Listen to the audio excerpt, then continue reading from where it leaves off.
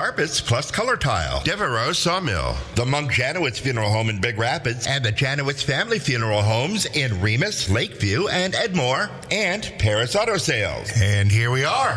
Hey, Bob. Good morning. How are you? All right, what's happening? Oh, just another great day in my life. I woke up this morning and brought my best friend. Well, not my best friend. My friend. I don't know if he's my friend, but acquaintance. I am. Yeah, you're one of my best. Yeah, 88 years old, young. 88 years young. I just brought Pete in for a few minutes. I got a couple other guys coming in here to talk about life in general. Somebody's headphones are way up. All right, good. Mine probably on. No, Bob's? Whose? Well, all right. Yours. Squealing? Yeah. Who's squealing? I don't know. One of you two. All right, Pete probably, yeah. Yeah. Maybe one of the other ones are up. I'm about to check. Hold on. We all right? Yep, we're good now. Yep. All right. Go for it. Do we start again? Yeah, go ahead. All right. Good morning, Bob Aldridge from 103.9. I want to thank Dom and Jim again for allowing us to be on this radio. A great B1039, the new B1039. Pete, good morning. How are you? Good morning, Pat. How are you doing, buddy? Everything went well this morning? Oh, yes, it did. Had my breakfast at Curries. All right. What was that like? Good, eh? Yeah, it was good. Eggs, bacon, and toast. Ooh, boy, that bacon, huh? You love that. It's very good. Holla, holla, holla. Hey, you went to a birthday party this last weekend, and I was informed that the man turned 80 years old. He's got 9 or 10 lives, and he's already lived 11. Bill Torrey turned 80 years old. Oh, yeah. And I said, well, was it on the sign? He goes, yeah, but you were in Florida when I turned 80 years old. But moving right along, which people want me to, Sunday you guys had a little party for me? Oh, yeah, we did. We were almost going to go for a boat ride. But it got a little bit chilly. But yeah, we had about 8 or 10 people out there, watched a little basketball, Michigan basketball, and had a great time. Yeah. And then I find out this morning my other, not my friend. Yeah, he's my friend. Randy Vetter turned 84 today. I mean, 66, wasn't it? Yeah, Randy turned 6. You know, Bob, we got a guy who comes in the gas station, and he's from the Flatlands and moved up here, and we get a kick out of him, don't we? Yeah, we do. We can't say what he says on the radio, nor can we even have any thoughts. What this AI now is, it can almost read your mind and tell you what you're thinking and put it on the radio, can it? Yep, absolutely. But we don't want to do that, so don't think about him right I don't want to bleep it out all the time. But anyway, he informed us, we were talking about Bill's birthday. Well, I had a birthday yesterday. He never said anything. Nobody said anything. I felt bad for him. So I told Lisa, I put it on the sign, 66 years old, Randy Vetter. But that's old news. That was yesterday. Yeah, that was old So news. You don't have to really wish him a happy birthday. Yeah. But we didn't get him anything. We didn't even buy his coffee, did we? Yeah. You never bought mine either. Yeah, I think I probably bought more. Hey, talking about you, which you like to do, last night you went to the Sawmill and played euchre. You had 32 players there last night, 7 o'clock every Monday night. If you want to play euchre, go to the Sawmill. Pete Kent, usually I go, my daughter Abby and my brother Joe. If you'd like to join us Monday night. Monday night, 7 o'clock, yeah. But anyway, Pete finished third to me last week. Yeah, but who got you first? You did, yeah. Okay, thank you. But that's why I said it's all about you, not about me. How about me, Bob? But anyway, you won last night, eh? Oh, I got lucky. 32. Did you change your card after the game was over? Did I what? Did you add a few points on it? No. What'd you have? I think I had 50. Really? Wow. Yeah, How many euchres? Pardon me? How many euchres? Maybe 1. How many loners? About 2. Wow, good for you. Yeah. How'd Lucy do? She got 43. Wow. Anybody you want to say hello to? I want to say hi to Jeannie Fribley, as I always do. And the boys from FedEx, they always come down from Cadillac. About this time, they're about halfway between Big Rapids and Cadillac. I want to say hi to them. And I want to say hi to my good buddy. Everybody calls him Spud. But you might know him as Dan Spadowski. And Pat just gave me a big funny thought. And another guy just walked in was Bruce Borkowski. And what a great guy. I know it was Borkovich. He changed it from Serbian to Polish. I was thinking, Bob just died. Bruce Borkowski, he died last week. Oh. And I'm Bruce Borkovich. He's our township trustee, supervisor. Good. And Good. what a guy. What a guy. I couldn't ask for a better friend, except for you. Yeah, I was going to say, how about me? I said except for you. About you, He did say about me. Talking about people that passed on, Bob Burkowski just passed. He was the Nick Koso coach back in the day. He's a great guy. Coach football here Great at Ferris, guy, and he was yeah. in Michigan. Yeah, he's a great guy. But, Ernie Smith, did you know Ernie? Yeah, I knew Ernie. He passed away. He was pretty Yeah. Wasn't Ernie, though. No, it's Smith. Yeah, what did I say? Ernie Smith. Yeah. But anyway, he passed. He was a great guy. Him and George Geib had, they started a repair business for the government back in the old days. Yep. Put windows and sidings He up. had a couple of sons, too, didn't he? Or three I sons? don't know, but I knew him pretty good. Didn't know him that well, but I knew him pretty good. But he's going to be missed by his family. I was down in Florida when he passed away, too. And he owned actually where KM&K is, machine shop down there. Oh, yeah, sure. He had a shop down there. But that being said, I'm sorry. Well, the nice thing about Pat, he just got back right. from Florida, and he works. I'm going to tell you, I've known him for 65 years, and he is the hardest worker I think I've ever met. Oh. But he's taken his first vacation that I can remember in a long time to Florida, and guess what, folks? He's going back down there. Well, I got to go back down. Forgot my luggage. That's what it is. Well, I'm going to sign off, Pat. You got your guest on a TV. Good to see TV you. show, radio show. What And I didn't mean a TV show, but it's on the It's good podcast, But, this guy is really a great guy. I mentioned who it was. He is really a super guy, and I hope he's a friend of mine. I certainly am, Pete. I always appreciate seeing you. I haven't seen you in a month or so. Well, I've been around, but I go to Curries every morning, Yeah. 6:30. Pete, I got to ask you a political question. And, What? I know you like to ride the fence quite a bit on everything, but on the No Kings March, we haven't talked about that in the gas station. We usually talk on what's. Well, we stayed away from that purposely. What did you think of that? Were you in there? Well, no, I was not bad. I'm No, sorry. I have nothing against I'm not anybody getting that out. wants to I'm too old to get up and stand anymore. I'm too old to get up and What did you stand. think of that? What's going on there? Explain. What did you think about it? I don't understand where they're going with it. We don't have a king. We have elections. We have a news media that's not censored. We crucified the guy over and over and over. And I don't know what kind of world they want us to live in. You got a lot of people coming into the communities right now with this Hamas stuff.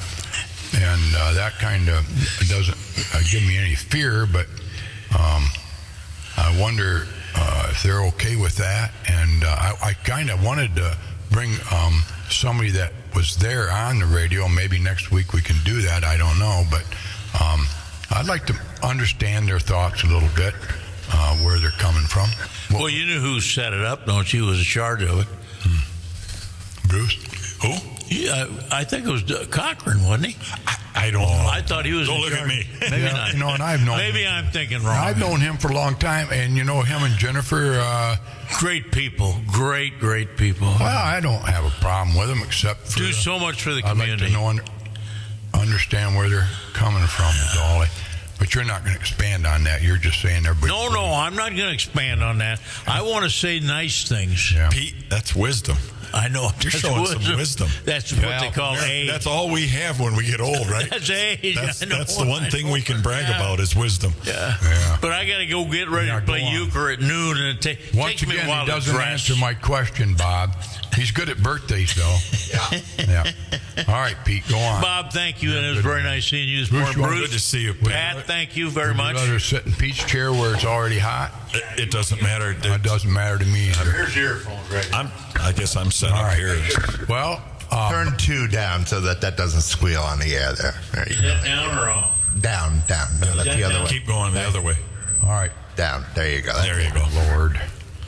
You get her down? Good. When See you, it's up, Peter. it's up, it's All right, down, good it's morning, down. Bruce, again. Good morning, Pat. How are My you? buddy Bruce Borkovich. For you guys that don't know him, he is the current supervisor of Big Rapids Township. Prior to that, he was the public safety director at Ferris State University for a few years there. And then prior to that, he was, I think, a DNR officer. Well, nope, on the drug team, the bayonet drug team for 7 years, then a game warden, and before that, a teacher in Everett. And then you coached a little bit too. Coached, yep. And then before that, you were a son to a great set of parents. Oh, unbelievable. Immigrants. Unbelievable. Yeah, from the Flint area. Yep, east side of Flint. What town? Davison? Burton. Burton, It borders the east side of yeah. Flint. Oh, that's just south of Davison, right? Nope, it's directly west of Davison. wow. So Davison, Burton, Flint. Oh, okay. Davison, Burton, Flint. Yeah. What's that like over there now? Very blue collar. Still is. Well, no, not now, because that whole area, was tied to and relied on GM. Yeah. If you were there, seemed like 90% of the people there worked for General Motors, Fisher Body, and Buick, and the truck assembly. But that all fell apart. So Why is that? What happened? well, I think at the time, a lot of it had to do with the influx of Japanese-made cars. And to be honest with you, the unions were their own worst enemy, Pat. They, they were very protective of their workers, but, the bottom line is you could bring in cars from other countries and sell them cheaper. Now, it was interesting because my dad, and again, I'm an auto guy, but my dad used to say, I remember him such a smart man, reading in the Wall Street Journal, and saw that back in the 70s, a Chevy Impala going to Japan cost over $60,000 because of tariffs. The car itself maybe cost 10. And my dad, he was not formally educated, but a brilliant man. He said, I can't understand. Why don't we charge exactly what the other country is charging us for tariffs? Because if we had put a $20,000, $30,000, $40,000 tariff on a Toyota Celica or Honda or something, they wouldn't have been selling in here, and we'd be selling American-made cars. So even back then, my dad had the whole tariff thing figured out. So that area's changed a lot. Back then we didn't even know what a tariff was. Right. We never even heard of it. Didn't pay attention But to it. they were charging us tariffs to take. I know my dad read in the Wall Street Journal one day it was $50,000 for a Chevy Impala to be sold in Japan.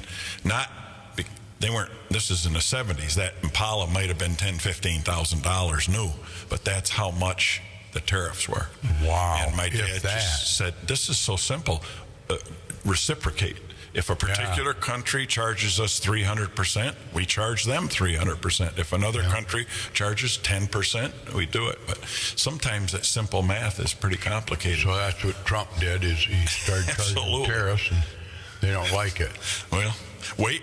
I urge people to wait, because what he's doing, he's playing chess, not checkers.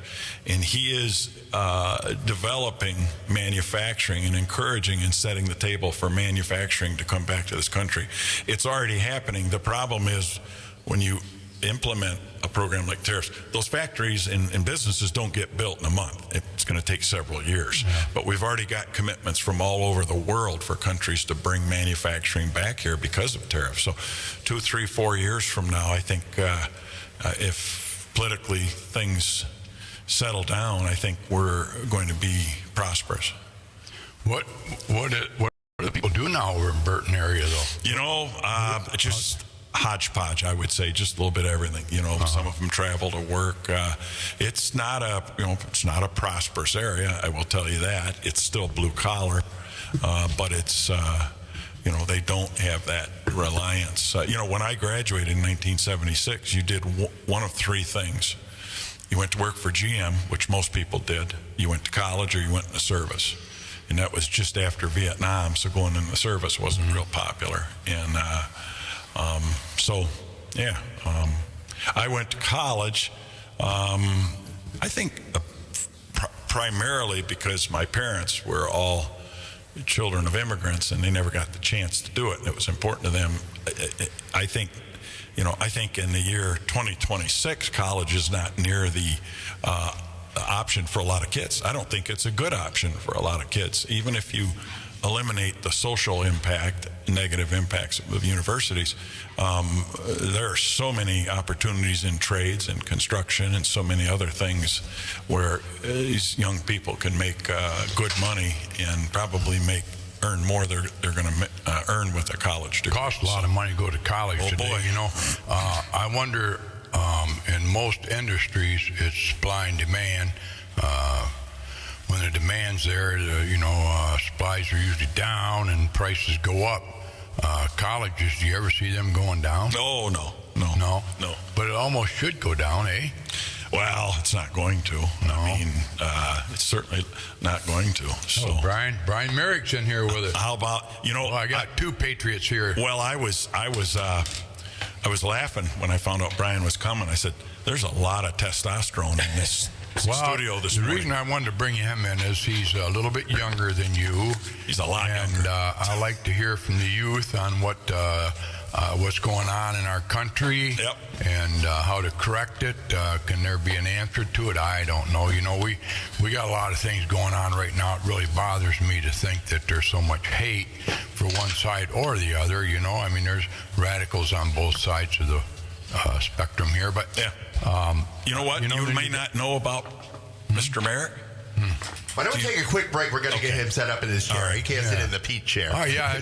We'll do 8:45. Let's take a quick break. We'll take like 2 or 3, and we'll be back. Yeah, We're just going to get everybody settled here. I'll get a glass of water. Tax day's right around the corner, and I think everybody's ready for some kickbacks from Uncle Sam. And instead of throwing all that tea in the harbor, put that tax money to good use.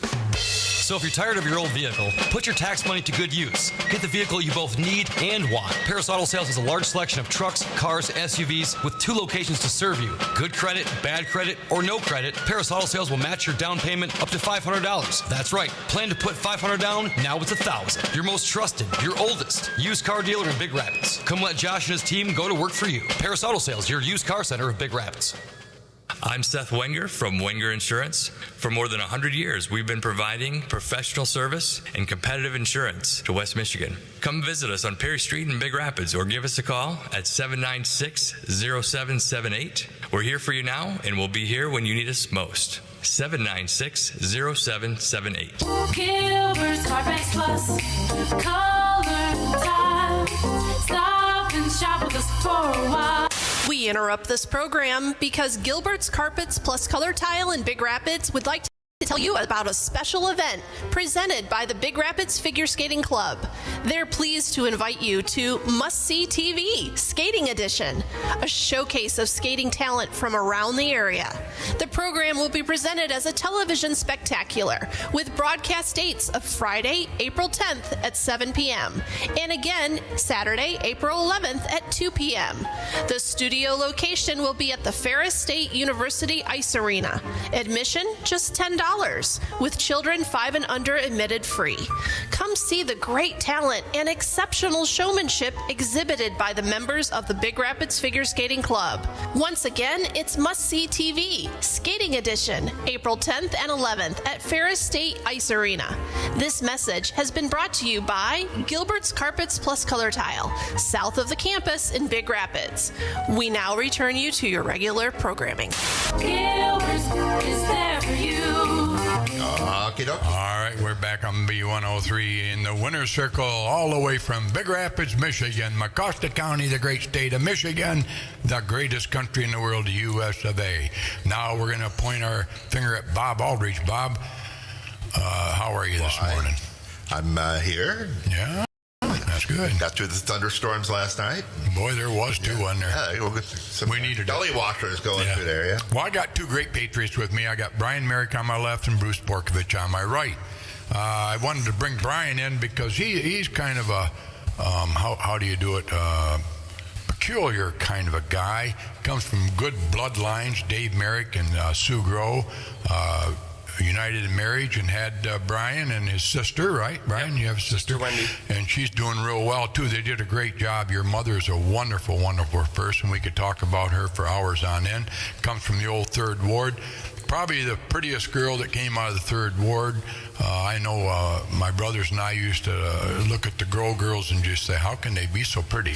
All of them were. But anyway, more than that, more importantly, they came from a good mother and were raised right. Now we got Brian. Brian is blacksmith. Shoes my horses now and then, does a great job. And then he's been, oh gosh, I've known him since he was a little kid. We'll move right along. But anyway, we're going to go to present. Brian, good morning. Good morning. And now you've been coaching hockey for quite some time with the youth, and I guess you've been very good at that. I guess the high school is looking at you to take over the team at the Cardinal level. Hopefully, if they're smart enough, they'll hire you. That's what my thought on it anyway. And I've talked to a lot of people in hockey, and they say Brian brings a lot of knowledge, and he's committed to transparency and just. You've played the game, you know the game, you got a son that's in the NHL or whatever, you know, and so the background's there. Bigfoot you got to fill is Tim Blashill is decided to retire, and I don't blame Tim. I wouldn't put up with it either. But no, I'm just teasing you. He's got two little guys there that he wants to spend some time with, and believe me, Bruce and I can tell you life goes by pretty fast.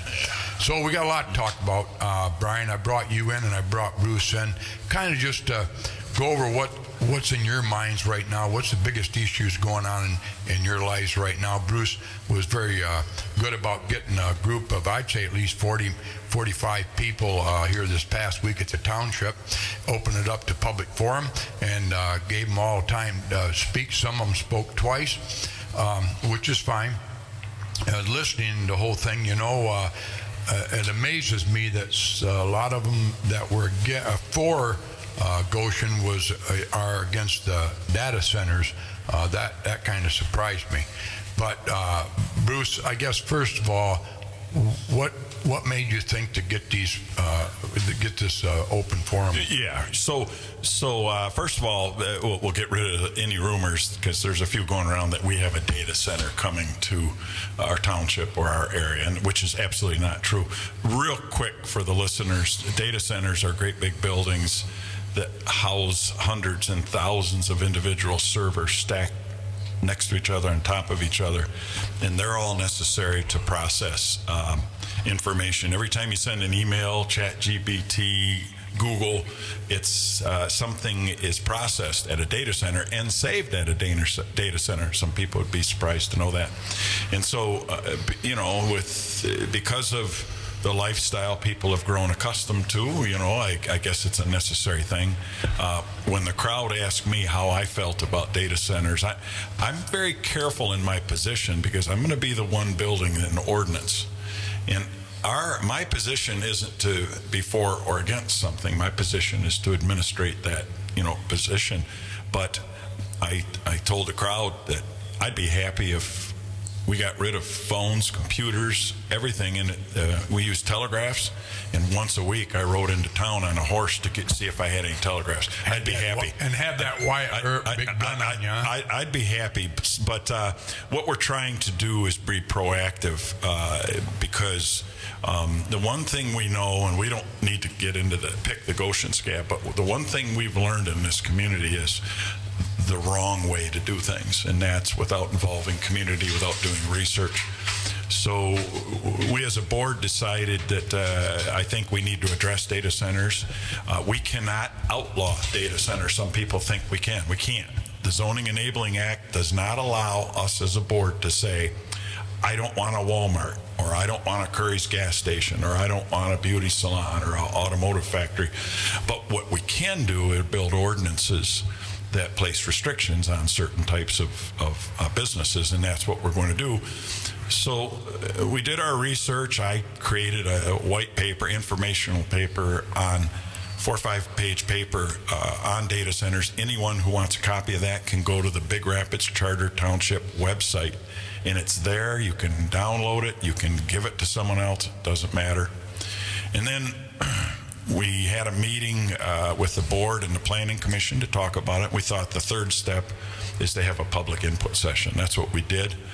Invited the public in to tell us how they felt about data centers, and we're going to move, you know, forward with building an ordinance. But these are just all the steps we're going through to make sure we do it correctly. But the one thing we know in this community is let people have the power, listen to people, solicit their opinions. Don't do things in a vacuum as a board. So, you know, that's That's our plan, and we will have we passed a moratorium, which means no one can start or build a data center in our township for a year, with 2 6-month extensions if necessary.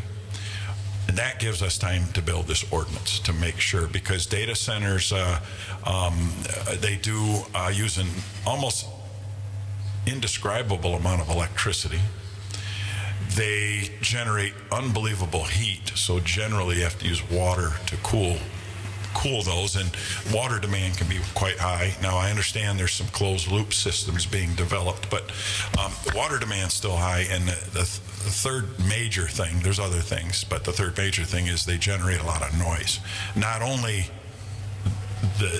we had an engineer come and explain to it, it's not only the amount of noise, that what they call a dBA, but it's tones, vibrations, frequencies, and those things many people have proven, or many people suspect, can be harmful to wildlife, harmful to farm animals, harmful to people. So we're going to build an ordinance not to tell data centers you can't come here. We're going to build an ordinance to make sure we're protecting our resources locally. We're protecting our energy resources, because that energy's got to come from somewhere, and we're protecting people from noise that's generated. So that's a mouthful. They were kind of looking to come here, though, or somebody said they were. Huh? There was we did not receive one thing, but the problem is, if someone, before our moratorium, if someone came in and said, yep, we're going to build one, we had no ordinance to restrict it. They would have no restrictions. Wow. So we're trying to be proactive on the board. We've done, I think, a really good job of that in the last couple of years. Started with Carmen Bean. He did such a great job, and we're being proactive in getting these things done ahead of time. You know, Bruce, the thing that gets me is, why as humans we do the things we do. If you want to chime in, Brian, you can. But I mean, it's out there. It shows that it's not good for you. You know, radiation is not good for you, and everything around us right now is radiated. I mean, you look at over in Mount Pleasant, all those wind turbines over there, and solar panels taking up our farmland. I was over in Mount Pleasant not too long ago, over in Rosebush, coming across country, and I was on a back road, and honest to God, they took 100 acres there and put solar panels in there. Now, I like to exaggerate, it might only be 90. But the windmills, as far as you can see. Oh, yeah, and now the neighbors are mad at each other because they got them in there and they're making the little noise or whatever, and then they say they're not right. I mean, they don't do any good anyway. I don't know, but I'm all for green somewhat, but good green, you know, like half and half motors in these cars, you know, what do they call them, EcoBoost, hybrids. Yeah, I'm all for that. I think that's a good thing, don't you, Bob? You got a hybrid out here? I had one years ago. I was one of the first ones to have a hybrid. Oh. But the thing is that when the battery gets to the end of life, you have to replace it with a factory battery, which is about $7,000. Well, you trade it in. Yeah. Well, traded in just well, that's what I did. How long they last, you know? About 5 years. Mm-hmm. Mine did, yeah. About 4 years, you want to trade her in then, yeah, don't you? Yeah, something like that, yeah. Well, for them, it's no big deal to put a new battery in, you know. For you to pay for it, it's a little bigger deal. For it, yeah.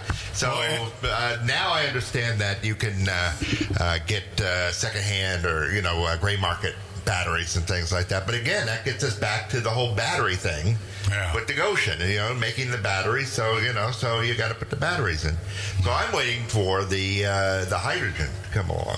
Because I think that's the next logical step, to get to just pass batteries and go on to hydrogen. That's a great point, Bob. The one thing everyone has to remember, like these data centers, 6 months from now, 2 years from now, whatever, there's going to be technology that totally makes them obsolete. The technology is changing so fast.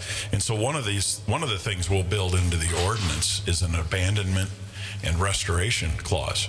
So if someone were to build a data center and then it's abandoned, typically you have to set a threshold. So if let's say it's abandoned for a year, it's out of operation for a year, now it's officially considered abandoned, and the companies, what we'd like to put in the ordinance is to require them to not only remove the structure of the building, but restore it to the original state, the original plants and trees and soil, you know, that was there. So because that is the one thing we know, Bob, is that technology is going to change quickly. Absolutely. So, well, the other thing about the data center that I'd bring up is that the data center, as compared to any other industry, requires very few employees. Once they get it built and running, it's going to be 100,000 or 500,000 square foot building with maybe a dozen employees. That's a great point, Bob. So that's not really bringing jobs to the area. It isn't. The developers of data centers will advertise this data center will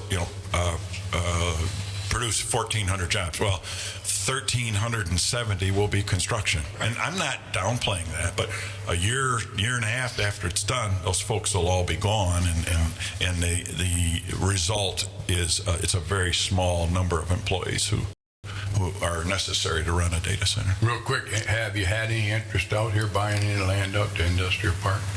Nothing that fits within the restrictions. We did have two places. One guy chose to go elsewhere. Another place, it was considered an agricultural operation, which is the restrictions out there don't allow agricultural operations because it is a designated industrial park.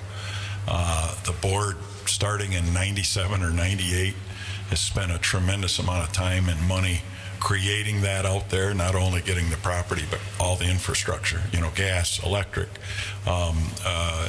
everything, water. We've got a little water plant out there. So we've had some interest, but nothing, substantial. So your background, going back, teacher, DNR, author of the book there, The Wild Thing, which we have at the gas station. If you want to buy his book, it's a great book, Bruce Barkovich, Wild Things. So then you came over to Ferris Public Safety, you found your land, you bought it, you built a nice little house. Vicki and you got some grandchildren going here and everything.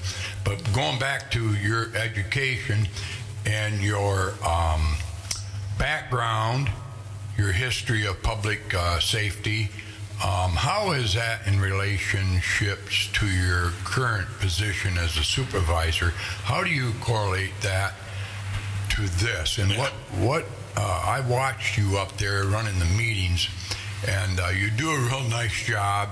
Obviously, you're educated. But did you see where anything that you've done in your life really brought you to the level of running a township? Yeah, that's a great question, because I don't consider myself particularly good at it. I'm okay. I never aspired to get into public administration, government administration, or to be an elected official. I think it's kind of if you look at a progression of a person's career, I did okay. I was a teacher and a coach. Michigan game warden, was very hard to get in at that time for white males. Then I was on a drug team for almost 8 years, then the police chief at Ferris, and then I took a big nosedive and got an elected position. So I'm not ending my career in a very dignified manner. But with those other positions, I got a lot of experience in administration, especially at Ferris. I ran a department, was responsible for hiring and firing and budgets and everything else. So I do bring probably more administrative experience, leadership experience than most people who become a township supervisor. I've got two amazing colleagues in the office. One gal's named Dina Merrick. I think Brian knows her. And Hannah Says. Dina's our treasurer and Hannah's our clerk. And they're so amazing, like with the budget. Typically the supervisor does the budget. And those two are so smart and so good at it that, they do it with very little input from me. So we're all very different in that office, but I think their strengths and my strengths really, everyone has strengths and weaknesses, and I think the three of us make such a good team. Things are working, but I wouldn't call myself particularly good or talented at being a township supervisor. Well, being from Burton back in the day, and believe me, I've seen a lot of days. If you're from the east side, you were a Bogdan guy. Al Bogdan was our congressman years ago, and he was a good friend of my dad's, Irby Whalen, and a lot of other guys over here. And he came from the farmland over there, but they were pretty much Democrats. Anybody from the east side of the state, I don't know, I guess it's because of the unions. Yeah, right? yeah. Burton's very Democratic. And Bill Shively's dad worked for Jimmy Hoffa. Yep. Yeah, he was big time in there with Jimmy Hoffa and Democrats. Kind of a different world now. I guess you can define that differently than it was then. But your folks must have been Democrats. Well, my parents were conservative. My maternal grandparents were declared Democrats because my grandpa worked for Fisher Body in skilled trades. Having said that, you won't find two more conservative people. They were Democrats because the union told them they were Democrats, but they were ideologically very conservative. But I'll tell you this much. Back in the day, you didn't talk politics with people any more than you asked about their sex life. It was just, it was your own business, and I can tell you the difference between conservatives and liberals, or Republicans and Democrats back in that time was there was very little difference. Some were more liberal or more conservative than others, but most people, agreed on the same things. What's going on right now, I don't know what happened. This tribalism, the hatred. I don't know when that all changed, but as far as the things my grandparents believed in, they were as conservative as anyone, but they were declared Democrats because back then you belonged to the UAW. And can I tell a really quick Jimmy Hoffa? Can I just? I got 103. I got to say WBZX Big Rapids, and thank you, Bob. A real quick, because I don't think Brian's heard this one, Jimmy Hoffa story. So I had two brothers were game wardens, amazing game wardens. Brother John down in the St. Clair County area, out working the state game area, one day gets a call. Someone was out picking mushrooms, and they heard a gunshot, like a .22 go off, and they looked over, and there was a house there that bordered the state game area, and there was an old man standing there, and there was a great blue heron flopping in this little pond. Obviously it was just shot. So this person, oh my gosh, they're federally protected, calls dispatch sends out my brother out there. So he goes out there, puts his hat on, all looking sharp, and knocks on the door, and an 86-year-old man comes shuffling to the door. And John notices just outside the door, like where normally someone's driveway is, there's this beautiful little pond. It's very small, but it's crystal clear, and it's got trout in it. And John says, hi, sir, Michigan Conservation Officer. I'm here because I got a report that you shot a great blue heron. And the old man says, nope. He says, John says, well, a person says, so I shoot it. He says, nope. Electric bank. Yeah, hold on. There, I think we got it. He says, nope. He says, that wasn't a great blue heron. He says, that was a Jimmy Hoffa bird. And my brother says, excuse me?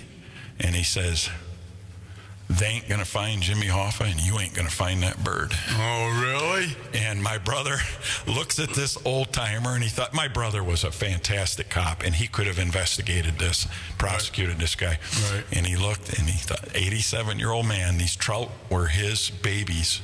Right. And that is the artwork of law enforcement, where you apply that type of discretion. He fixed his hat back on. He said, sir, have a nice day. Nice visiting with you. And he left. And the following spring, that fall, because that was in the spring, he thought, you know what, I'm just going to go check on that old guy, because he lived out there in the middle of nowhere.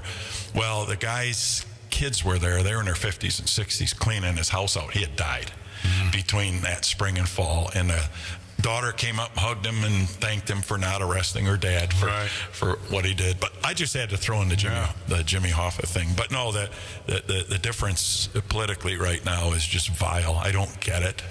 I don't know.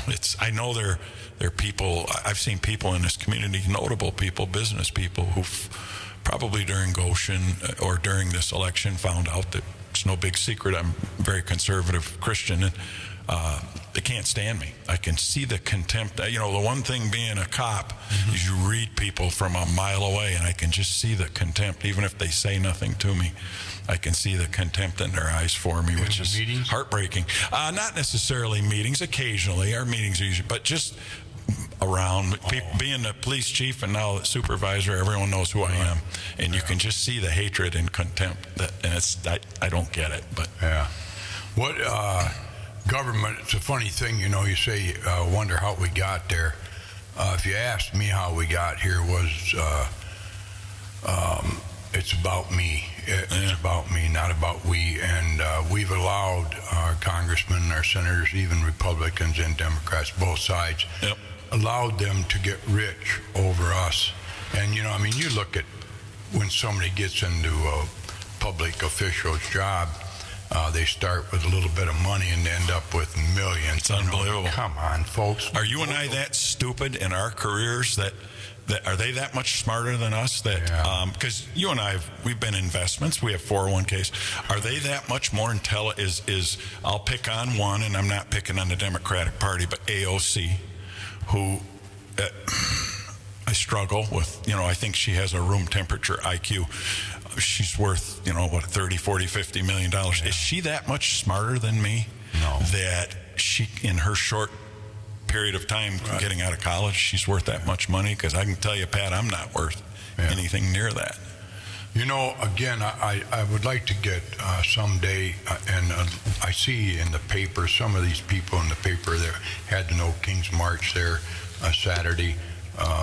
I call them my friends. I know they probably don't like me anymore, and that's okay. I'm sorry that they feel that way, but I don't throw anybody under the bus, but I'm trying to understand them so I don't have to. In today's world now, for what's going on with gas prices, it went up 20 cents last night. Mm-hmm. I think Trump better be doing something about that now. In his defense, they always say, well, it's a world trade. Yeah. You know, well, BS, man. We got it right here in the USA. Start selling to us instead of everybody else, you know. Yeah. Get this prices down. It's hurting young people. I know it is. You know, us older folks, we've been very conservative. We can double down and still make it through it. Yeah. But that's only because we doubled down and working 80 hours back in the day to save what we have today. You know, nobody gave it to us. But it is a different world, and we have a change there. But, you know, if truly he was a king and trying to run it like a king, like the one guy said, the media wouldn't be where they're at today, and these people wouldn't have the choice of sitting on the corner protesting him right now. But you mean like the kings that said if we didn't wear a mask, we couldn't work? Right. The queen in this state said we couldn't go fishing? We could not go out in a fishing boat and fish. Yeah. You mean those folks? Is that what you're talking about? Yeah, I just don't understand it. You know, I mean, back in the day, they restricted us on doing. I just can't believe that we put up with it, and a lot of us didn't. I shouldn't say we all did. I lost some good friends because I wouldn't wear a mask, you know, and I wouldn't pursue that. Doing that at the gas station, you know. I didn't make anybody wear one. If they wanted to, I didn't make fun of them. I honored personal that. choice. Yeah, that was really bad. People forget about that. Now you talk about a king and queen in Michigan here. Whitmer there, what she was doing to people like the guy down there in Lakeview, Cowboy Restaurant. You know, you tried to shut him down. The guy over in Nuevo there, the gal with the beauty salon. Yeah, you know, and just man, that was pretty tight. Having a civil war pretty quick here there, you know, back then. But yeah, it's sad. Brian, what's your take on all of it? Well, what's going on today, right now? In as far as like you know, in society and the rebellious kind of thing, people, right? Huh? In my view, yeah. Well, to reflect back a little bit on the COVID thing and you know, a little bit authoritarian. As far as, you know, people were threatened to lose their jobs if they didn't wear a mask, you know, and pardon me, you know, and you know, people put up with that stuff, and we should have our own rights to make our own choices, you know, what's best for us, and having those choices is not under an authoritarian rule. So I think it's very important that we still fight to maintain the freedoms and liberties that we do have, so we get to make these choices, whether we put a mask on or take a vaccine or whatever, but not be pushed and scared into it or threatened by it in repercussion of maybe losing a job or not being able to travel or something like that. That's more authoritarian to me, you know, that it happened, you know, just relatively recently. So, you know, that stuff needs to kind of go away. And, you know, I get the the frustration that others have, but there's a lot of information that's flying around all over the place, and it's not so much to join us together, but to divide us, and I think that's what we're seeing on both political sides of it. It's the ones that pay for it is us. It's the working people. It's not the politician. That's like you had said, like AOC. They go from making nothing and all of a sudden they're multi-millionaires. Well, that's coming off of us. Absolutely. We work our rear ends off, from the time that we're working. They must be brilliant, Brian. Well, yeah, we know that they're brilliant, but I mean, they're really taking advantage of the taxpayer, the working class that work our rear ends off our whole lives, and we scratch for everything that we can get, and to hopefully have some luxuries at the end of the day, but nothing near to what the current politicians, and it's a scam in my opinion, And it's both sides. It's both. There's Republican 100% senators and representatives that are becoming multimillionaires, and I'm surprised there's that much smarter than we are. Yeah, folks, if anybody's out there seriously, 592-1039, if you want to ask us a question or get your view out there of what's going on the other side, that's great. Give us a call, 592-1039. You got your chance at me here. Yeah. Bruce Borkovich, Township Supervisor, and then Brian Merrick, a horseshoer. Now, a hockey coach, hopefully he's going to be in high school. You're kind of excited about getting your application in there. They opened that up yet? Not to my knowledge. Nothing has been given to me whatsoever. Sure. I'm definitely... Well, you heard it first here then. Well, I've heard down the pipeline a little bit. It's an opportunity that I'd love to have. I'd put 100% of my time and energy into that. It's an exciting time. I thought Blash did a great job. He did. It's a long run, and it's He's the energy. Yeah. Like it absorbs a bunch of energy and time, and So my hat's off to Blash. I think he did a fantastic job, and I'm gonna have him back on the sports program this summer maybe and talk about his career, because I think it should be recorded, the ups and downs, because today I wouldn't be a coach for anything. There's just too many people out there just critical as hell on everybody. I mean, if I could, as a former coach, if I could give one piece of advice to the parents in the hockey community out here, this is your kids' hockey team. You sit in a stand, you support your coach, you keep those kids healthy, you feed them right, you drive them where they need to go. But like in any sport, way too many parents become experts and want to micromanage that coach. Hire the right coach. If you think they're not doing the right job or they're doing something wrong, get rid of them. But back off and back away. You're not making it better for your kids. Don't relive your glory days. Hire the right coach and let them do their job. I go to my little grandkids' basketball games this winter, and they're out there having so much fun, and when they do take a moment and look at Papa, he's smiling and they smile back, but I never holler out there, hey, go Hair Bear, go Owen, and others do, and it's so embarrassing. I mean, they're 9 years old. Exactly. And you're hollering at them like they're pro NCAA basketball Elite 8, know. I mean, and it just amazes me how immature adults are today. I don't ever remember parents hollering at the kids back in the day. Do you remember your dad hollering at you? Oh, there are a few voices, especially when you fall, get knocked down. I hear my mom all the time, get up, get up, get up. It's that kind of stuff. But it wasn't your mom saying, Coach, you made him fall down. Right. It was never that stuff. They were always, yelling at you personally, get up, you're not hurt, get in the game and go at it. But I wonder if it's all this radiation screwing our heads up. I don't know. The one thing I mentioned it at them towers up there. Bingo! I mentioned it at the meeting the other night. No one can argue with me. Is it towers? Is it noises? Or data centers? Is it the one thing you can't argue with is we have an epidemic of mental health issues from little kids up through old people like never in the history of America. So something's happening. I don't know what it is. I'm not nearly smart enough. I'm probably closer to AOC than I am Einstein on the IQ level. But you cannot argue the fact that emotional and mental health issues are more serious and significant. Well, Dean, these phones, they say if you lay your phone next to your bed during the course of the night, that radiation affects your brain. Yeah. I'm sure it does. Wow. Yeah.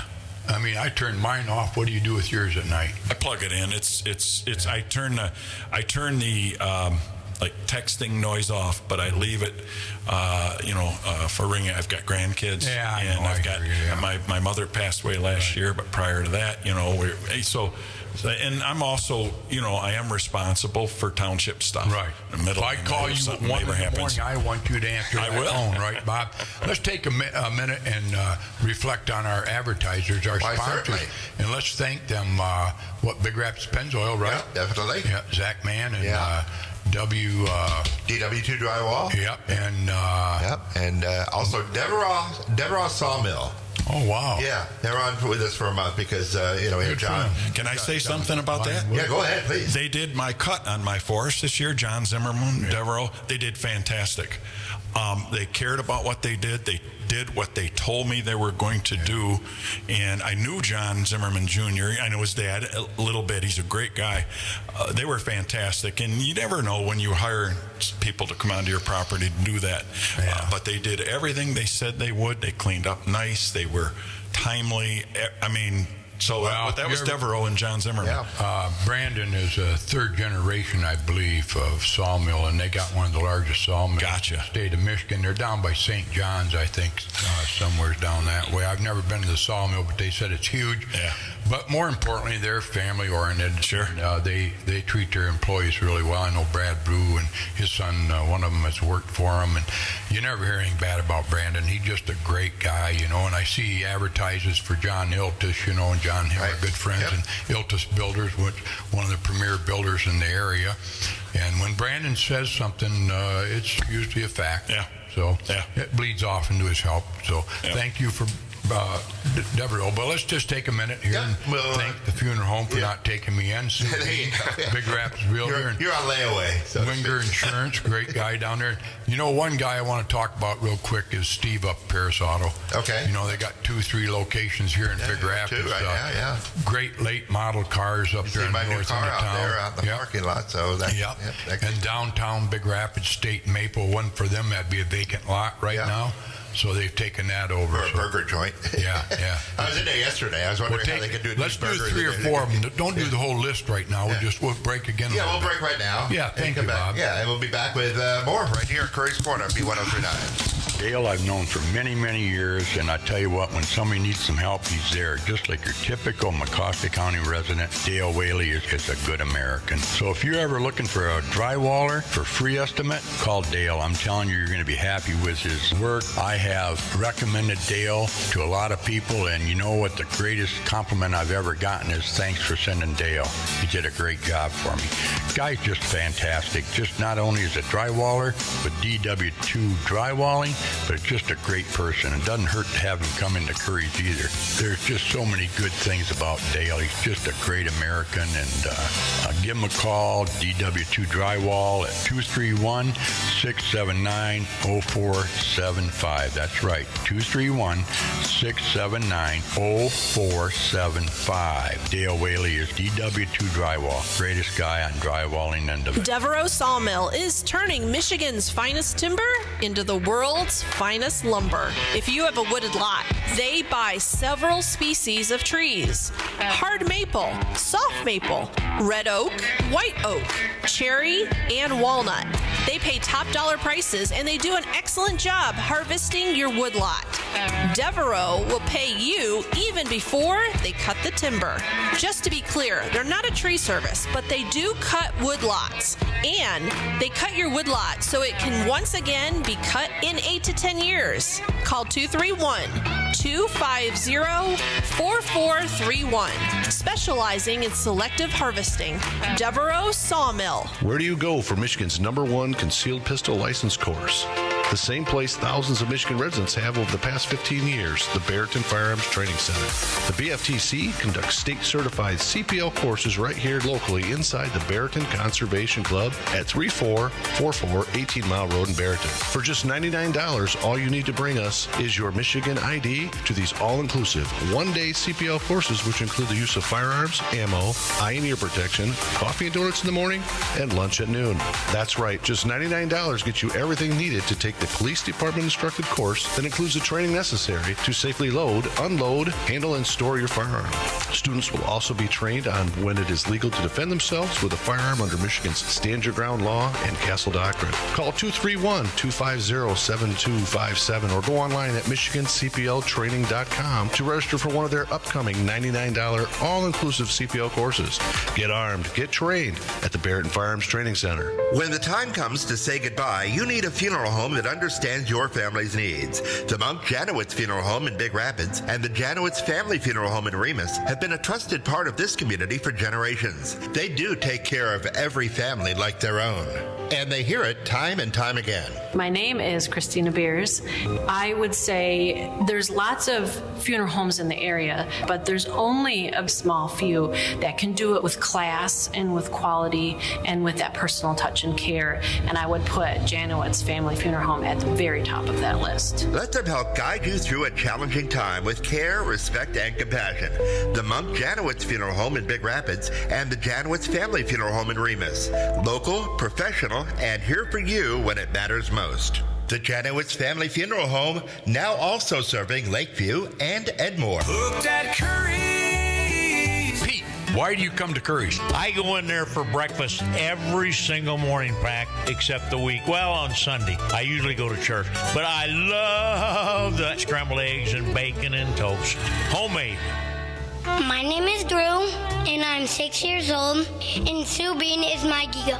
Giga has worked with all kinds of people, helping them find the home of their dreams. Giga is also my grandmother. She loves working with adults who are serious about finding a piece of property that suits their needs. Giga drives us everywhere. She's pretty sweet, but the best path she drives is getting you to the closing table. Sue Bean, Big Rapids Realty, 231-580-9546. That's 231-580-9546. Or email her at sbean@bigrapidsrealty.com.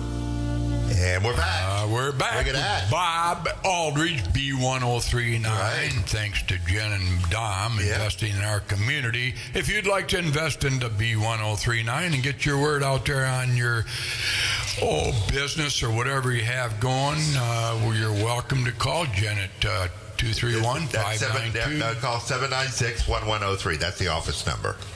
796-1103. That goes right through to Jen. Typical teachers correcting me again. I got Brian Merrick with me this morning with Bruce Borkovich, two of the greatest patriots we got in Big Rapids. Bruce is ex-DNR officer, and I tell you, I got a book at the gas station. I think there's one left, Bruce. But anyway, I sold hundreds of them, and everybody that reads them sitting on their johns really have great bowel movements. It scares the hell right out of them. But I tell you, I read it every morning when I'm hardened, and it just scares you. I don't know how you did what you did, Bruce, but you did it, and you lived to talk today, because surely I would have Remember when I told you I'm more like AOC, IQ-wise? It's a lot of just stupidity. A smart man wouldn't have done some of those things. Yeah. Well, I'm glad to have you here anyway and call you a friend. Brian Merrick, I've known him since he was a little guy. Now he's a big guy. Handles himself well. I remember when he was a bouncer out where Habitat Humanity is right to this day. That started out as a youth club. the guy had in mind that he'd probably put alcohol in there someday, but back in the day, Mickey McCullen was our supervisor, and she kept getting complaints out there, people getting beat up or whatever out in the parking lot. And I don't know, did they ever sell alcohol there, Brian? No. No, but they sold a lot of drugs out in the parking lot. I think there was a lot of people that were drunk. Yes. Yeah. And they had little wars out there going on. You were a bouncer back in the day. Oh yeah, but then it was considered a teen club, so right, club. It wasn't much. It wasn't too much. A fight here and there, just enough to get the blood pressure going a little bit. But Mickey said no more. Shut her down, didn't she? Yeah, I'm not sure on all that stuff. I'm going to throw it that way. Historians, There you are. It came from the mouth here. Right. But talk about Mickey a little bit. That gal was a very powerful individual. If she was alive today, I don't think we probably would have went through with what we did the last 4 or 5 years, but that's immaterial now. Brian's with us anyway. It looks like you were fortunate enough to have you do a few things here in Big Rapids besides coaching hockey, not at any level, Pacific level, but you're coaching right now. You have a youth club that you have going. You're going to take over a cemetery and the grounds at the Big Rapids Township level. Yeah, they were always in need of someone that can at least run a rake or a lawnmower, right? So I can handle that. And things just didn't work out for a little while with a few, for one reason or another, that were covering that spot. So I was in the position already, kind of had some form of familiarity with the way it worked a little bit. So here I am. So just kind of, and he's being humble, feeling that. I know, but I'm going to tell you about Brian. I like to interrupt, but you remind me of my son Matt. You guys have something I don't have, is making a person feel like maybe I am wrong, but you guys have the demeanor of making them feel good about saying I am wrong. That's why you both would be good politicians. No, I'm serious, Bruce. He doesn't. I've never seen you get mad. And I've never seen your dad get mad. Now, I'm sure you guys do get mad, and you can back up what you back up, but you guys are very nice to people. So I think it's an advantage to anybody that works under you or my son, Matt. You guys have a way about getting across your point and then looking at the person and saying, you tell me why you're the way you are. Right? I mean, you have a good way. Don't you think, Bruce? He would be good at that, won't he? I would agree. We just hired 2 young teenage kids here for summer help, and he's got them already, and he's got them working and motivated, and they're excited. Yeah. Yep. They're both good kids too. Hard work right off the get-go. They weren't afraid to just jump in and start going. So it makes my job easier, right? Good kids. They're good kids. Yeah.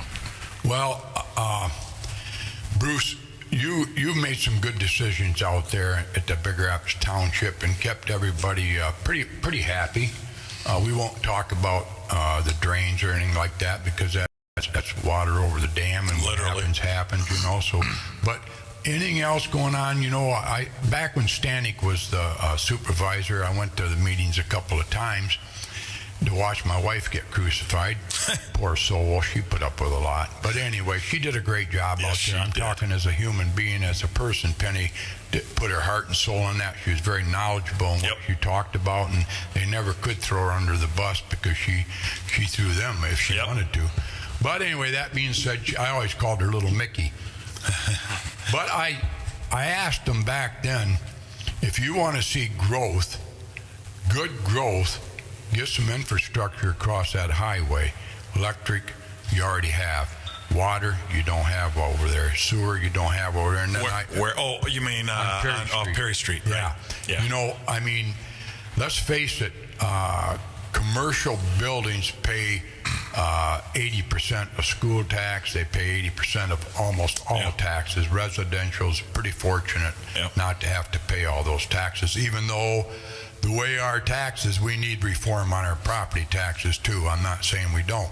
But if you really want to see who pays taxes, you go out to Myers and see how much they pay, or Walmart, or that Shell station, or the Wesco. They don't get any deferment. They don't get any help out there. Lowe's and Menards, they pay a lot of taxes. Well, you could see growth on the other side if we had some water and sewer. I'm not trying to pressure you here, Bruce, but has there been any talk about the feasibility of that happening? There hasn't. I think, it'd be a great idea. A big part of that is going to be whether there are any grant opportunities to do that. Now, the MEDC, the way they threw money around, hundreds of millions of dollars in the state as incentives, even to foreign companies, perhaps they should have some grants available where, rather than giving money to, to companies, they could provide infrastructure money to townships so that we could take sewer, water, electric, whatever, across and have the ability, because it's a great idea. It's where we want development. I don't particularly, like development out in the middle of a cornfield. I'm really big on farming and hunting and fishing and recreation. And along that corridor there, you've already got a busy commercial district. Oh, yeah. And it's a great place for development. So, that's probably something I'll try to look into a little bit. Right now, I'm working real hard to get this data center ordinance built, and after that, that might just be my next little project I look into. It's kind of sad, but I'm glad they invested, is the medical 2 buildings out there. That took away prime real retail spots right there. I don't know, maybe someday they buy them out or whatever. I doubt it, because those buildings are fairly new and they're very nice inside. So they're not going anyplace. But south of there, across from Quality Car and on the corner of Quality Car, there's a feasibility there of retail. I'm telling you, you talk about economic growth. Tourism is the biggest thing Michigan should focus on, more than data centers or battery factories or whatever. But we have a lot of lakes here. With the right group, we can make this happen.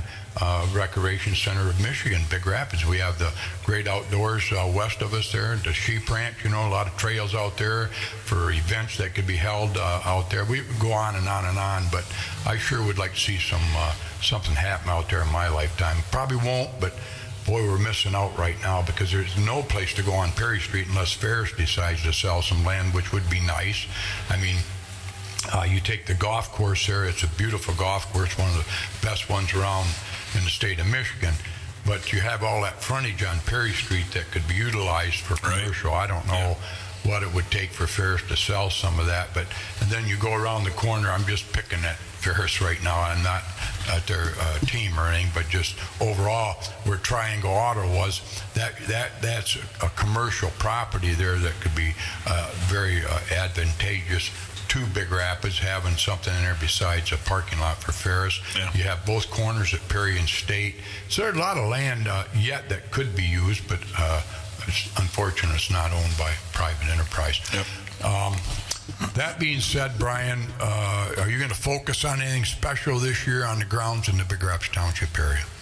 Well, we had a lot of damage through the winter and the storms and all that stuff, and it's been a task, to say the least, to get to get the cemetery looking good, and for those that come and visit, Memorial Days, and so we're just starting to get into where people frequent these cemeteries, and so we want to make sure that it's presentable, looking really good as we can. So just basically putting out a lot of spot fires there right now, and it's a long process. What if as cooks are in there, right? Are they in there again this year? Last year.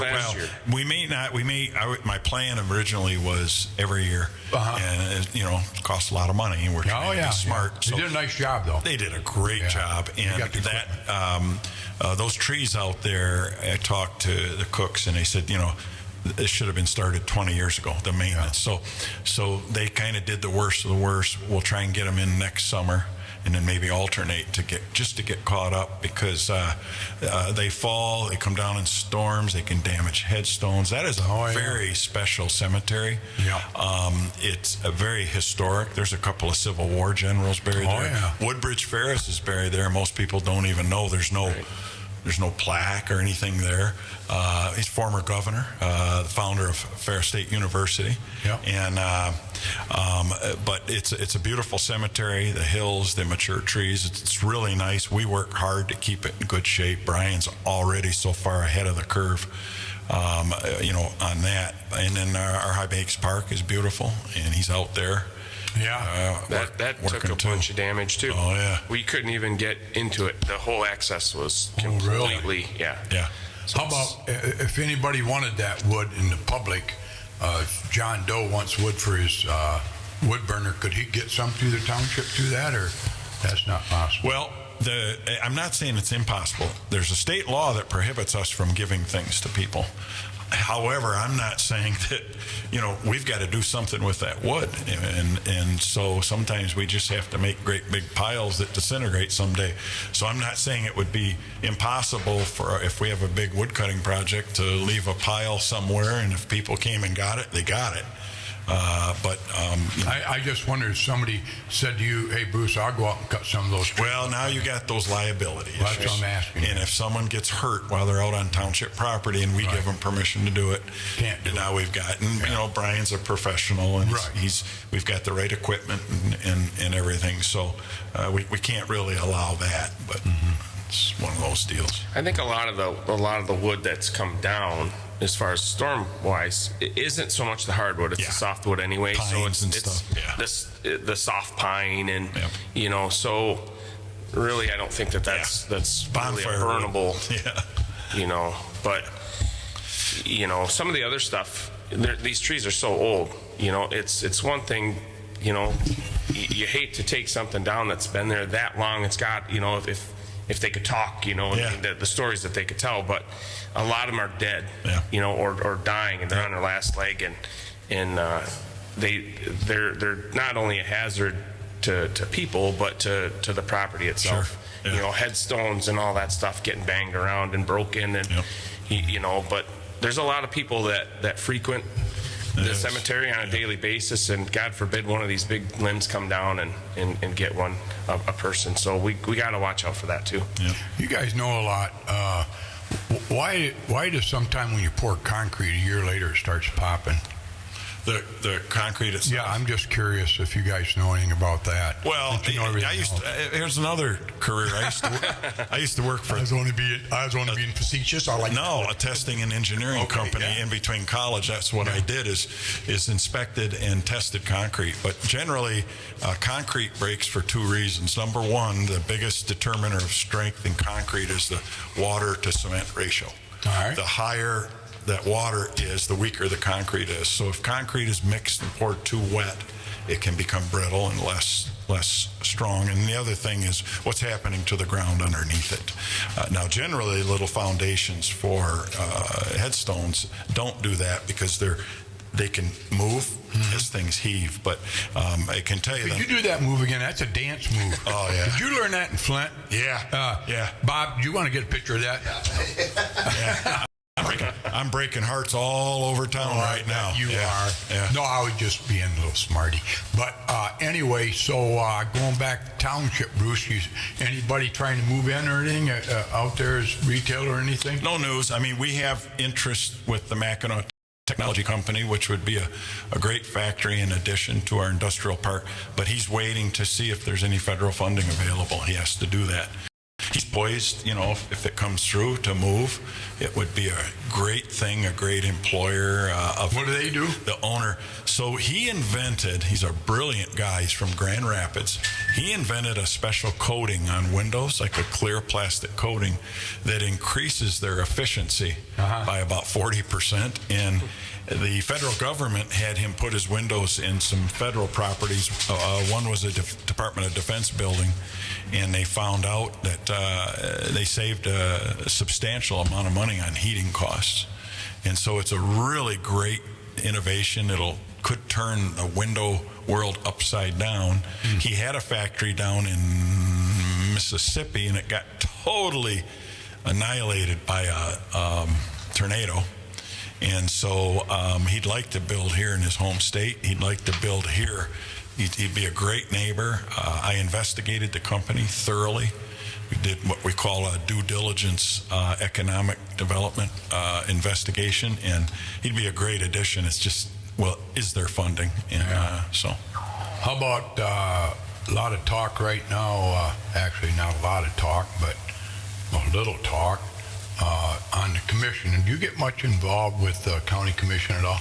Sometimes. I mean, I try to, I stay in touch. I communicate a lot with Chris Zimmerman, who's the chair. Mm-hmm. And, I go to meetings sometimes. Grade him a little bit. What do you think of him? Chris, I think Chris is doing a fantastic job. Chris is a doer, and Chris takes stands on things. And when you do that, you make people angry, and it happens. But Chris is a very patriotic guy. He believes in people controlling their destiny and controlling their local governments. And he believes in listening to people, and he believes in transparency and honesty. So I think he's done a great job. He and I have partnered on things, and a lot of people love him. I'm sure there's people who don't, but I think he's doing an excellent job. Yeah, I like Chris. Jerry Lambert, he's a good Jerry's a good guy.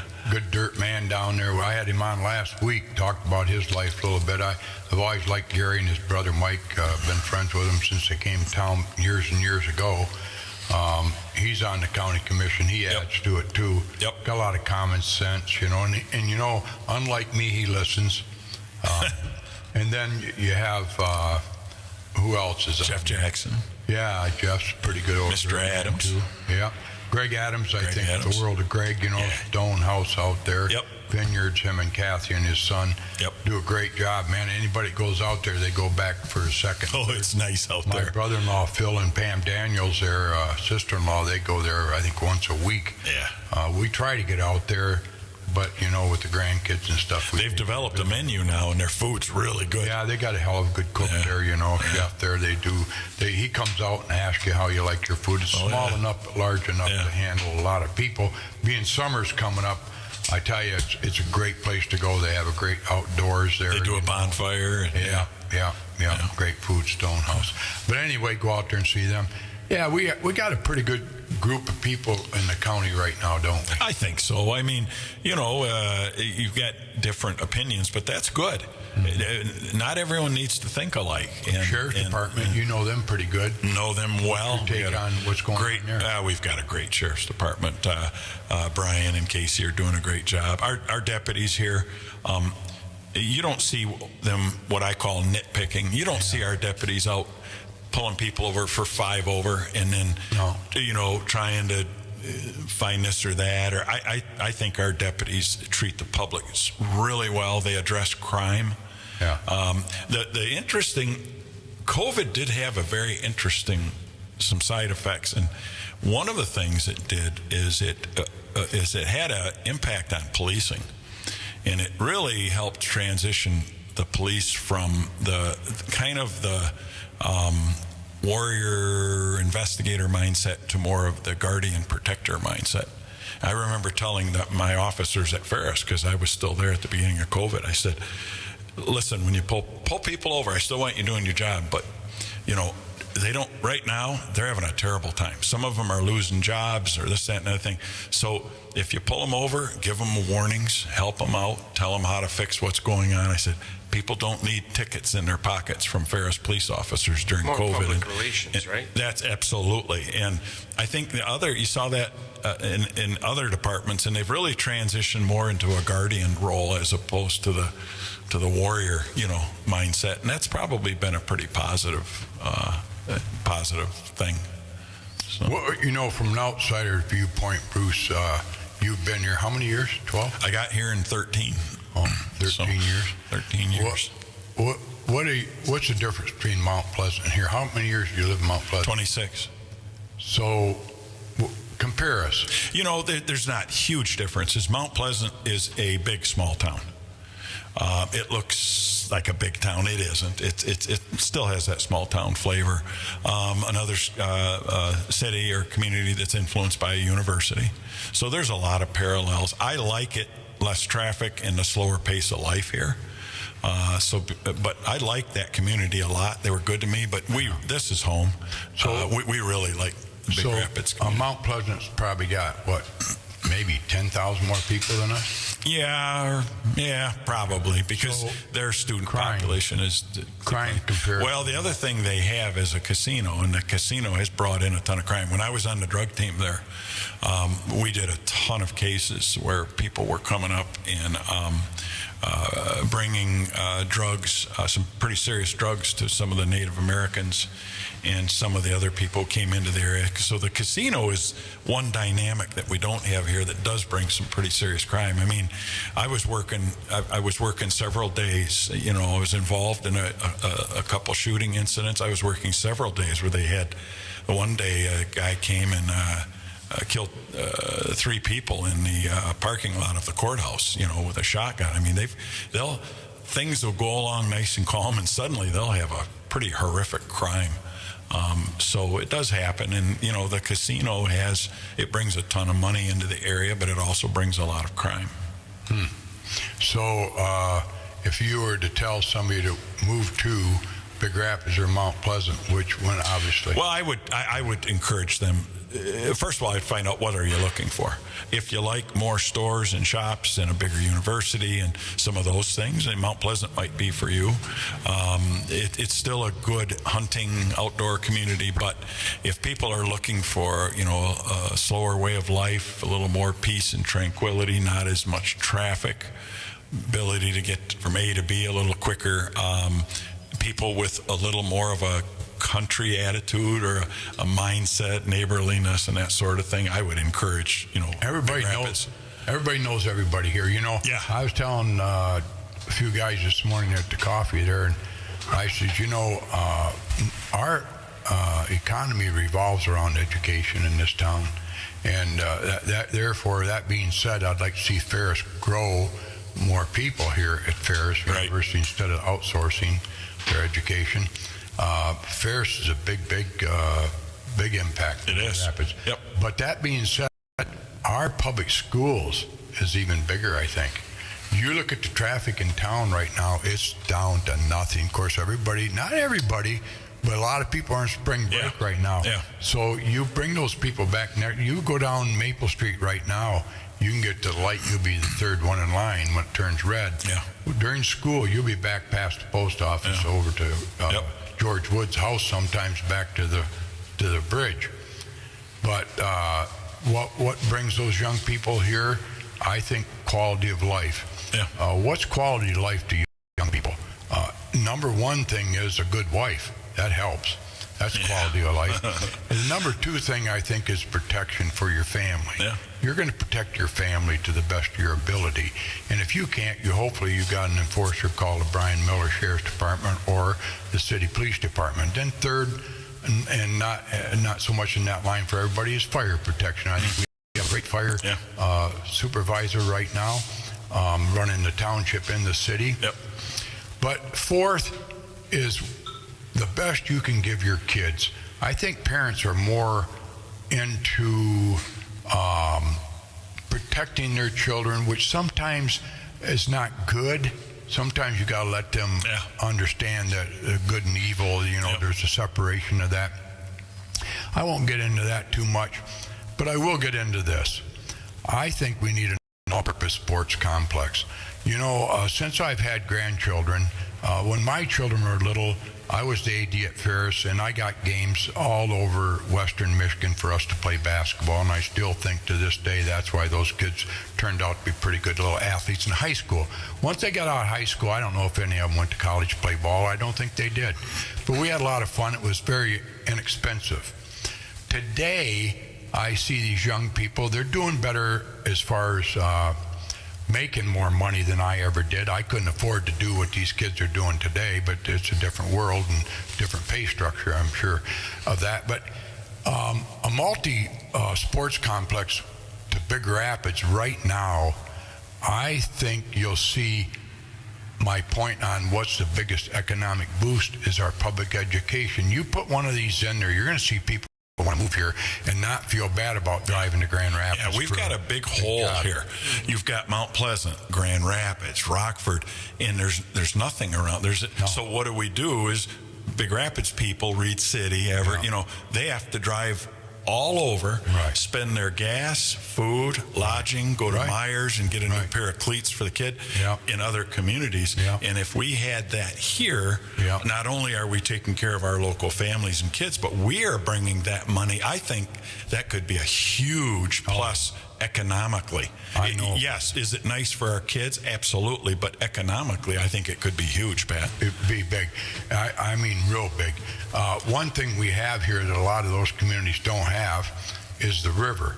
So a family comes here for Johnny's volleyball tournament or softball or whatever you do in the multi-complex. They're here for the weekend. If it's during the summer, say it's baseball, we got the river down here that they can go down floating down the river on their time off or whatever. I know a lot of horsemen, I'm going on with my talk here, but a lot of horsemen come to Big Rapids back in the day and spend the whole week here because we had 4 or 5 nights of racing. That was a big economic boost to Big Rapids. Most people didn't understand that, but if you're in retail, you did, because they got a motel or they had a camper, they stayed at Broward Park or they went to Paris Park or whatever. And I know the horsemen went down the river every day because before the races that night, they wanted to cool off. They went down and spent money with the canoe delivery place.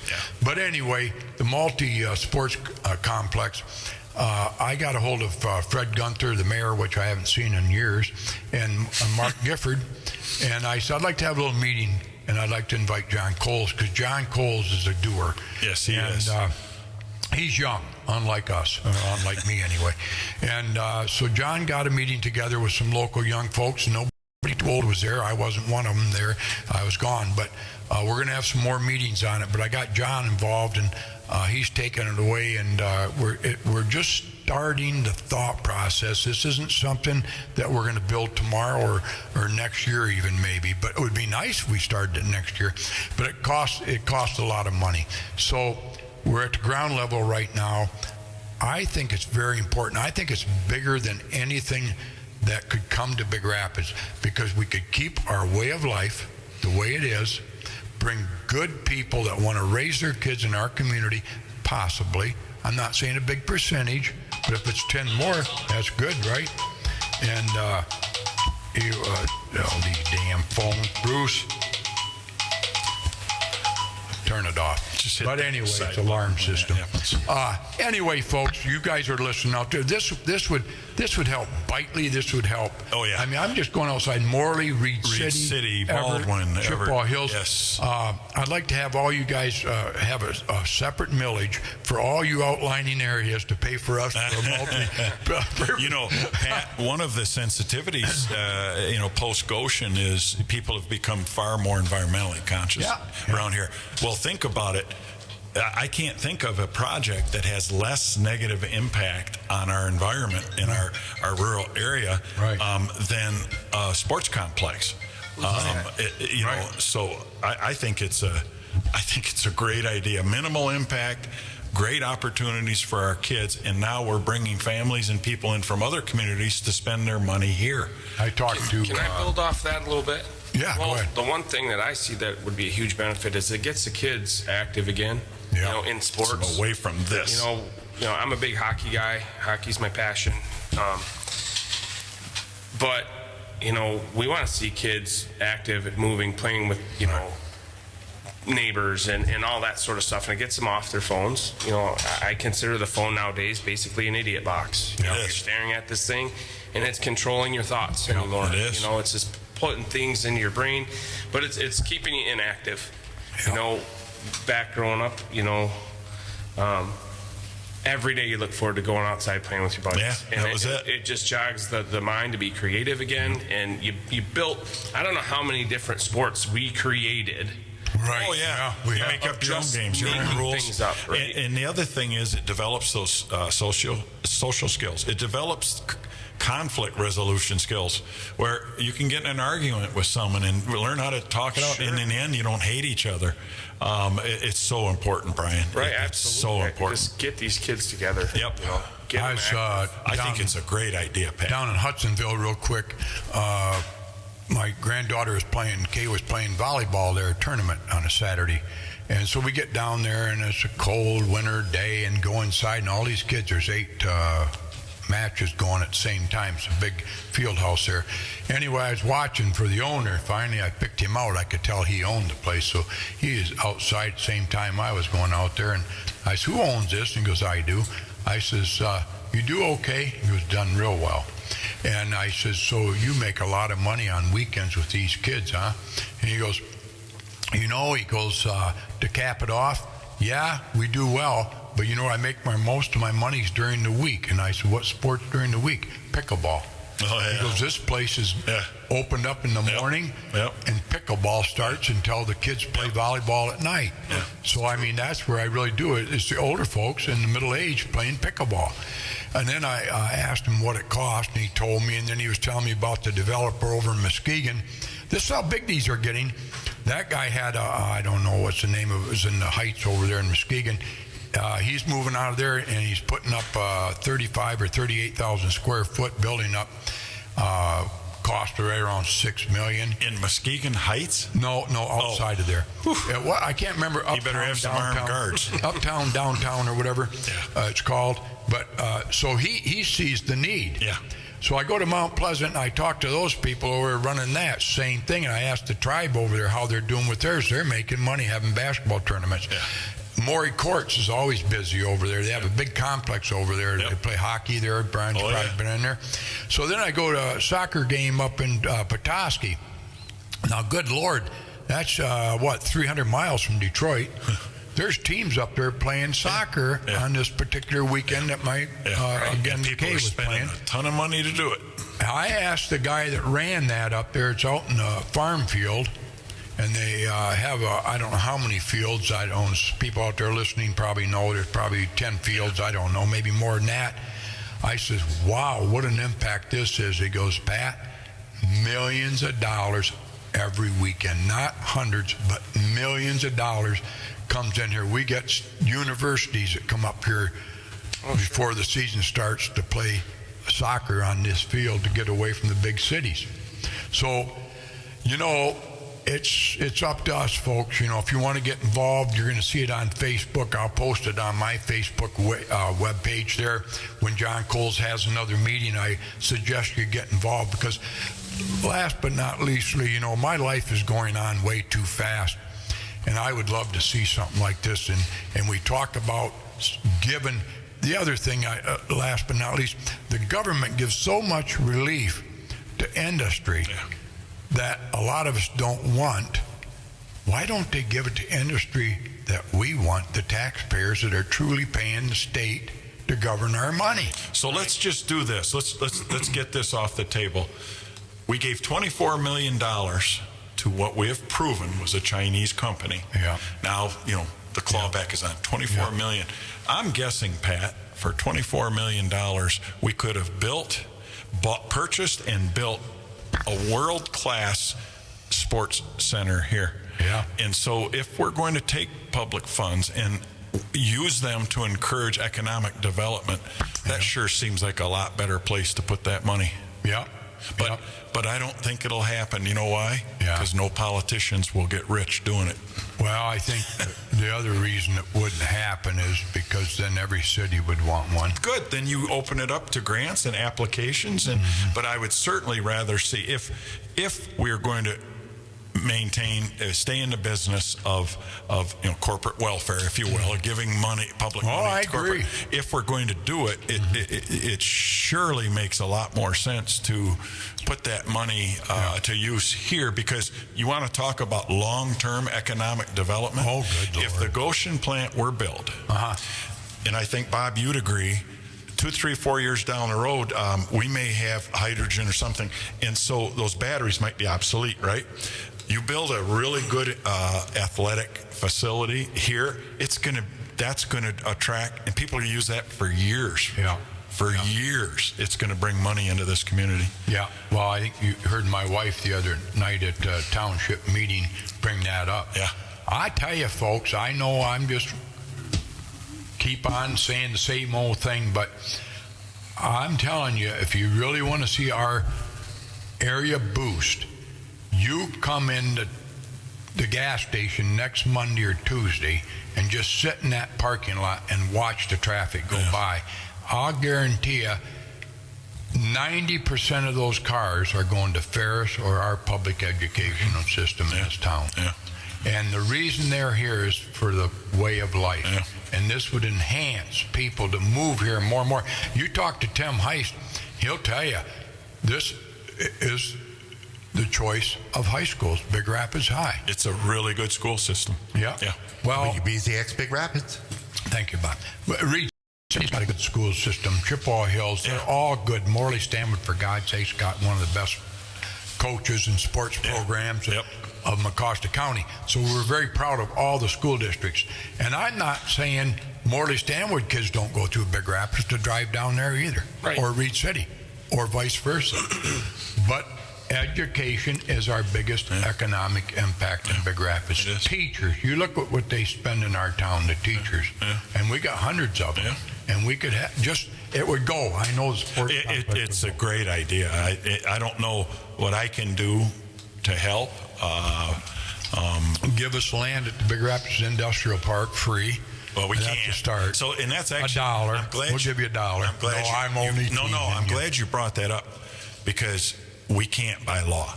No. And I just want to make the law. Hell, the Congress ain't going by it. Why should we? I just want to make sure people understand is that townships cannot give things of value away. There's a law that prohibits it. Right. Well, Bob, I hate to close this. It's been very interesting with Bruce Borkovich. Bruce will be hosting the program next Tuesday morning. I don't know who his guest is going to be. I will? Yeah.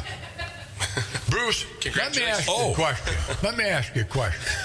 Have I ever... No, I'm the old man here, Bob. Yeah. Have I ever said something to Bruce Borkovich that you didn't do it?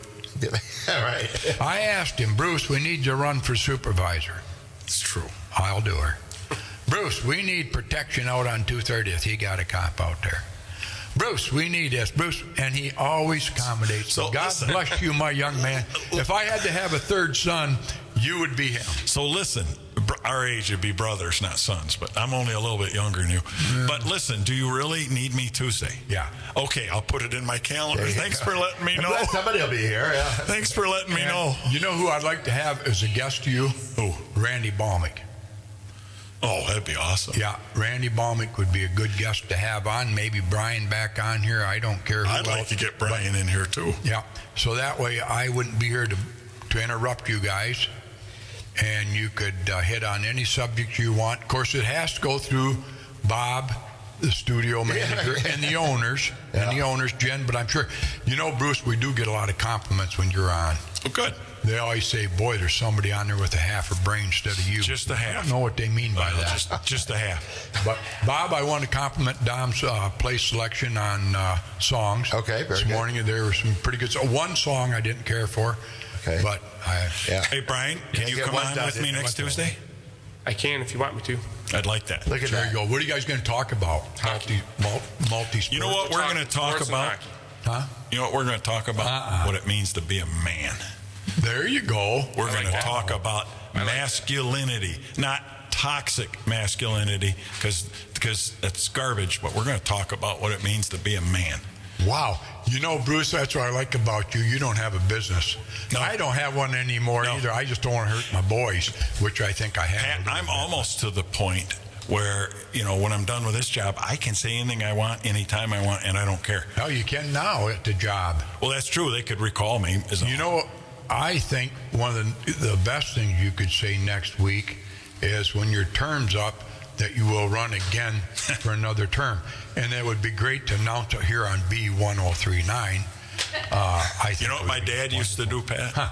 He used to hold two hands up and said, you can do in one hand and wish in the other, see which one fills up quicker. There you go. Yeah. Your dad must have been a hell of a good guy. He was an amazing man. Boy, if you knew him, you'd like him better than me. That's what you should do, is bring one of your brothers over here. That would be fun. They're just so far away. Yeah. But I'll get my buddy Brian. We have a telephone. Yep. Brian, you'll be on. So we'll have the B&B show. Yeah. B&B show, folks, next week. I'll be gone, and Bruce and Brian will be here for the show. Anything else, lastly but not leastly, Brian? Well, I just want to thank you guys for the opportunity to kind of be on here. I've never done this radio kind of thing before. Yeah. And like I was telling you guys, I have a face for radio. That's why you're on television, right? Well, and that's why, exactly. And the other thing you'll never get Brian to admit, and I so hope that the school district's smart enough to give him that coaching job, is I've been told by many people who really know hockey and are involved that this was the best hockey player Big Rapids ever produced. I've heard that. And that's a lot coming from this community where we have Ferris hockey and everything else. And so, but I can also tell you, just because someone was like really, really good at a sport doesn't mean they'll be a good coach. But Brian's proven himself with our young kids. What are they, 14-ish, Brian? Yeah, 14. He's proven himself for years. So he has that combination of being able to coach and knowing the sport at a top level. So I sure hope. We just love to do it, right? Yeah, to help it's a passion. kids. And a coach's job is to prepare them for the next level. It is. And, and get to the see best that out of them. happen and to be a part of that. Yeah.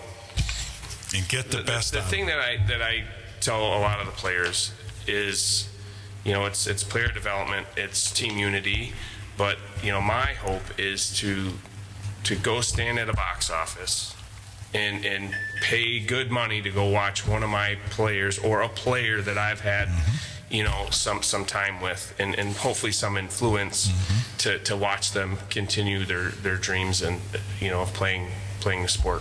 Yeah. It's our job. And well, you're the hands down best choice. So. I got to interrupt you guys. Yes. Now I just got I hate Borkovic's message on my phone. No, one guy goes, "Good to hear Bruce's voice. I hadn't seen him at the grocery store in a while. I even thought about doing a wellness check to see if he was okay." And then he said, "I never knew that about concrete." Then here's another one. I've got a 16-pound sledgehammer busting out 6-inch concrete. If anybody wants to know about being a man. Amen. So who texted about that scene? A fella in town here, first name Randy. I ain't going to say his last name, but he's a friend of ours. Okay. Maybe should have him on. That's what I said. He could tell you about concrete. Yeah. But anyway, it's been a good show, Bob. We're going to wrap it up. I want to thank God for allowing us to be here today. One thing I promised him years and years ago, you give me a good life and I'll praise you for the rest of mine. So, being a hypocrite's pretty tough, so you don't want to be that. So thank God every day for your life, good or bad or indifferent to different. God bless America. Paris Auto Sales is looking to buy your current car. Are you tired of trying to sell it yourself? Marketplace no-shows, scams, trades you don't want? Stop in. Paris Auto will give you a quote. You like it, leave with a check. It's that simple. If you see something you like and want to trade or just sell, it's that easy. Paris Auto Sales, your used car center of Big Rapids.